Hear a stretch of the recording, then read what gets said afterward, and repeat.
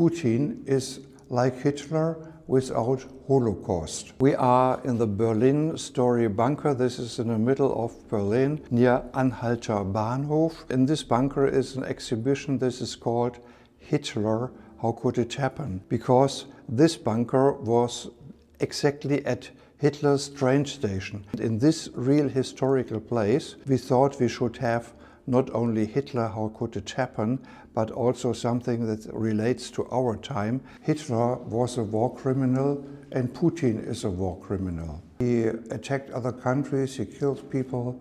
It doesn't matter how many of his soldiers are dying. So this is easy for us to explain. My name is Wieland Giebel. I'm the curator of this museum about Russian destruction. Curator means I made this together with Enno Lenze, the boss of the bunker. And we do this museum, this exhibition, because we want to support the Ukrainians against the Russian war. We want that the Ukrainians will win the war. We are sure that the Russians already lost the war. The Ukrainians are strong enough to win. They want to survive. They know why they are fighting, and the Russians are soldiers only. So we do that because we have an exhibition that is called Hitler, How Could It Happen? This is the main exhibition on the bunker, and we compare Hitler to Putin. He attacks countries in his neighborhood, he kills people, he wants to have back Soviet Union like it once was under Stalin. This is what is in his mind. It doesn't help to talk to him because he is sure, he absolutely knows what he wants.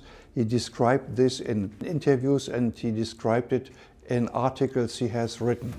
So this is our aim. We would like to help Ukraine, not only through this exhibition.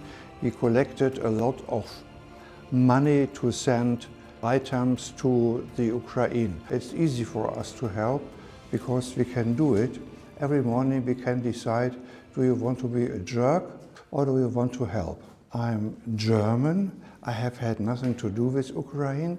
I started when the war started and we started to help immediately. There are too many who either believe in appeasement or are lazy, or like this woman here, our former defense minister.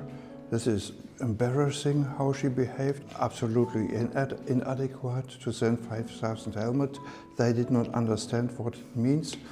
We have then sent 2,700 flak vests, helmets, armored vehicles, power stations, everything, tank batteries.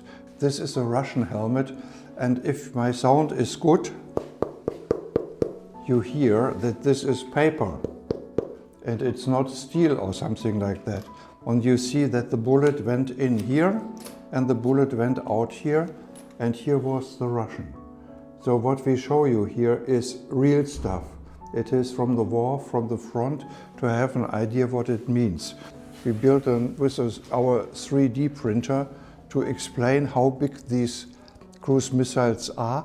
They carry 400 kilos of dynamite, and the only thing we have from this cruise missile is the original engine. So first we have had the engine because the engine survived, and then we built this cruise missile to explain our visitors what the Russians used to destroy Ukrainian life. There are 100,000 Russians living in Berlin and 100,000 Ukrainians now.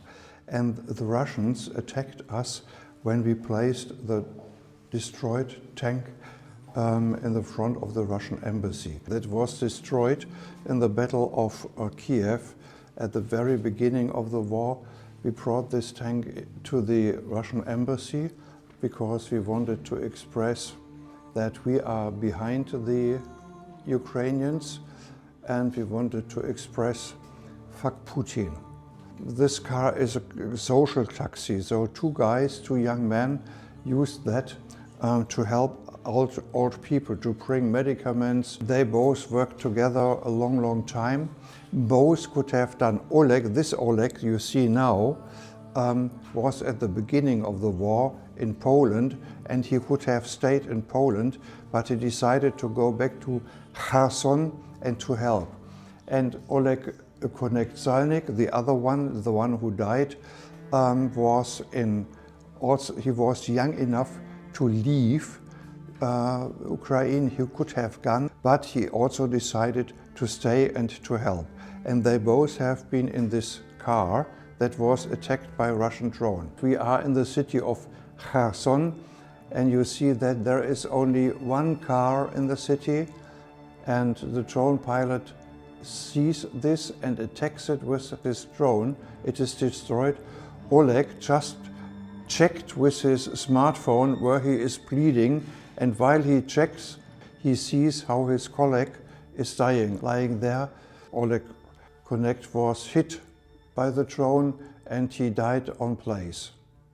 One of the many interviews I made in last year was with somebody who collected on the front dead bodies. Even these people were attacked by the Russians all the time, and they collect these bodies. He says, I have to give back the souls of these people to the families because the family is waiting. For journalists, it's interesting, this scene. This was the very first day, 24th of February, and Matthew Chance from CNN, he went to the airport of Hostomel and asked these people, have you seen Russians? And when he was asking them, he realized these are Russians, these are not Ukrainians. And then, even more important for you is that you see here, he has his earphone on the side, because from the studio, they told him all the time, get off, get off, get off. And he said, if I go now, they will shoot me in the back. And I'm live here, I can tell you, show you everything. Of course, I stay here, and you are disturbing me. I take this away from my ears. Everything you have seen, everything you will see is financed by ourselves. We, Enno Lenze, and me, Wieland Giebel, we finance everything, and then, if possible, we ask other people to help us. This is a fiber drone. There are many fibers here because it's broken, but the fiber can steer the drone now up to 20 and more kilometers, and they cannot be interrupted, not be jammed.